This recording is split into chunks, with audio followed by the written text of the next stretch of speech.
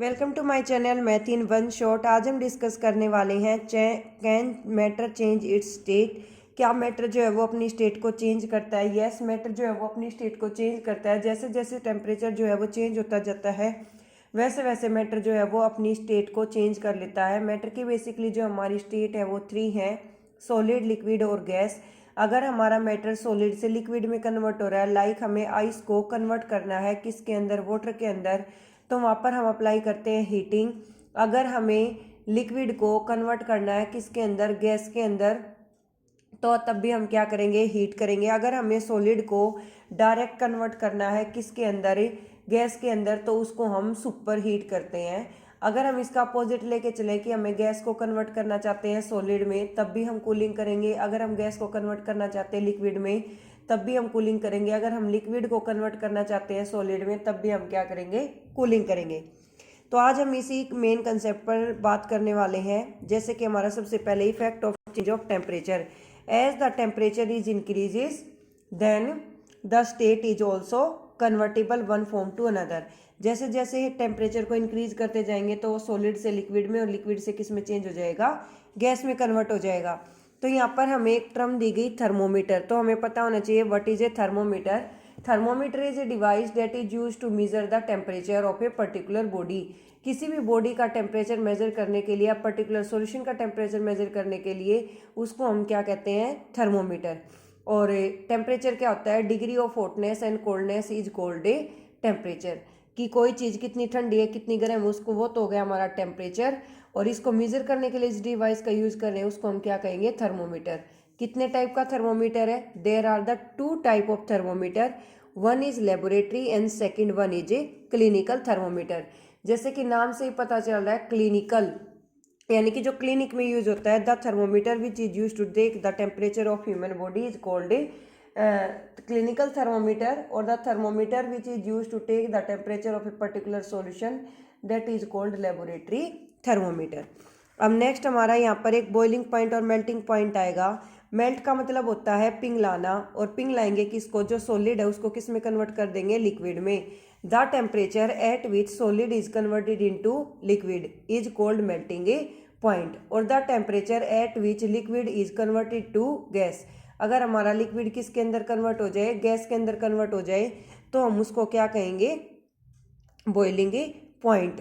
Water का melting point 0 degree Celsius होता है, और टेम्परेचर की ऐसा यूनिट केल्विन है। वैसे हम उसको डिग्री सेल्सियस में भी मेजर कर सकते हैं और फ़ारेनहाइट में भी मेजर कर सकते हैं। अगर हमें टेम्परेचर को डिग्री सेल्सियस टू केल्विन करना है, क्या करना है, डिग्री सेल्सियस टू केल्विन, तो हम एक टर्म ऐड करते हैं, और वो हमारी टर्म क्या है, +273 डिग्री सेल्सियस टू, अगर हम केल्विन में कन्वर्ट करेंगे तो प्लस करेंगे 273। कितना प्लस करेंगे, 273, यानी कि 273। ओके। और अगर हमें केल्विन टू डिग्री सेल्सियस करना है, K2C, तो उसमें -273। नेक्स्ट इसमें एक चीज़ आती है यहाँ पर, latent heat of fusion. Latent heat of fusion, the temperature at which the solid is converted to the liquid, that temperature is called latent heat of fusion. तो हमारी सॉलिड से अगर लिक्विड में कन्वर्ट होगा तो उसको क्या कहेंगे, fusion. Solid to liquid convert होगा तो उसको क्या कहेंगे, फ्यूजन। नेक्स्ट है हमारे पास एक्टिविटी 1.13। यहाँ पर हमें कैम्फर लेना है। कैम्फर होता है भाई कपूर, ठीक है। चाइना डिश कोई खाने की चीज़ नहीं है, जो कटोरी होती है उसको ही हम चाइना डिश कहते हैं। यहाँ पर एक टर्म आई अमोनियम क्लोराइड। अगर अमोनियम आता है तो लिखते हैं NH4Cl। क्या लिखेंगे अमोनियम में, NH4Cl। और अगर अमोनिया आएगा तो क्या लिखेंगे, NH3Cl। अमोनिया आएगा तो क्या लिखेंगे, NH3Cl।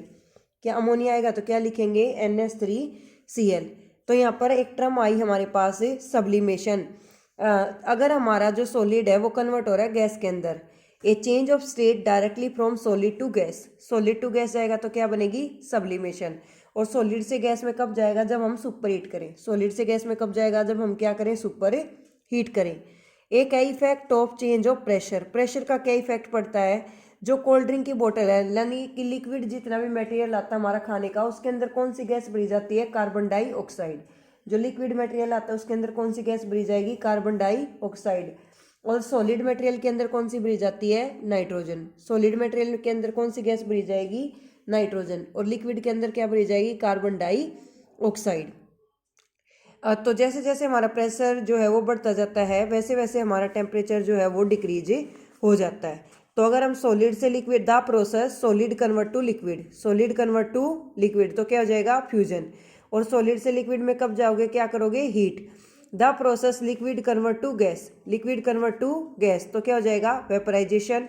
गैस से अगर सॉलिड में जाओगे तो क्या आ गया, डिपोजिशन। अगर हमें सॉलिड से गैस में जा रहे हैं तो सब्लिमेशन, गैस से लिक्विड में जा रहे हैं तो कंडेंसेशन, और लिक्विड से अगर सॉलिड में जा रहे हैं तो सॉलिडिफिकेशन। क्या आ जाएगा, सॉलिडिफिकेशन। सॉलिड से लिक्विड फ्यूजन, लिक्विड से गैस वेपराइजेशन, गैस से solid deposition, solid to gas sublimation, gas to liquid condensation, liquid to solid क्या आ जाएगा, सॉलिडिफिकेशन। नेक्स्ट देखो यहाँ पर हमारा 300 केल्विन है, क्या 300 केल्विन, माइनस कर दो 273, ठीक है। फिर है 573, 573 में से 273 माइनस कर दो, डिग्री सेल्सियस आ जाएगा। नेक्स्ट है evaporation, the process in which liquid is converted to gas, the process in which liquid is convert to gas. और लिक्विड गैस में कब बदलेगा, लिक्विड गैस में जब चेंज होगा जब हम उसको हीट करेंगे, जब क्या करेंगे हम उसको हीट। अगर हमारा लिक्विड जो है वो कन्वर्ट हो रहा है किसके अंदर, गैस के अंदर, लिक्विड कन्वर्ट टू गैस, तो उसको लिक्विड अगर हमारा गैस के अंदर कन्वर्ट होगा तो उसको हम क्या कहेंगे, evaporation. Factor affecting evaporation, evaporation को कौन कौन से फैक्टर इफेक्ट करते हैं, सबसे पहले है डिपेंड ऑन सरफेस एरिया। देखो मैं एक सिंपल सा एग्जांपल बताती हूँ। अगर मान लो एक बाल्टी पानी को एक फर्श पर फैला दिया जाए और फैन को ऑन कर दिया जाए तो जल्दी जल्दी सूख जाएगा, और अगर एक बाल्टी पानी भर के एक रूम के अंदर रख दिया और सुबह से शाम तक फैन भी चलने दिया तो इवेपोरेट नहीं हो पाएगा। तो जब हमने उसको फैलाया तो सरफेस एरिया क्या हो गया, इंक्रीज, तो इवेपोरेशन भी क्या हो गया, इंक्रीज। तो इसी टर्म को हम इंग्लिश में कन्वर्ट करके कैसे लिखेंगे, depend on surface area, depend on a surface area. As the surface area is increases then evaporation is also increases, as the surface area is increases evaporation is also increases. Next है increase of temperature. देखो summer season में तालाब वगैरह नदियाँ सूख जाती हैं, क्यों सूखती हैं, क्योंकि धूप ज़्यादा पड़ती है, टेम्परेचर बढ़ जाता है, ठीक है। तो as the temperature is increase evaporation also increase, as the temperature is decrease evaporation also decrease. अगर टेम्परेचर बढ़ेगा तो इवेपोरेशन भी बढ़ेगा, अगर टेम्परेचर घटेगा तो इवेपोरेशन भी घट जाएगा। नेक्स्ट है डिक्रीज इन ह्यूमिडिटी, कि देखो अब बारिश का मौसम आएगा आगे समर सीजन के बाद, जिसको हम कहते हैं रेनी सीजन। तो उस मौसम में क्या होता है, चिपचिपाहट सी बनी रहती है, चाहे हम कितना भी सुखा ले किसी चीज़ को, पसीना भी आता रहेगा, ठीक है, कभी सूखता ही नहीं है।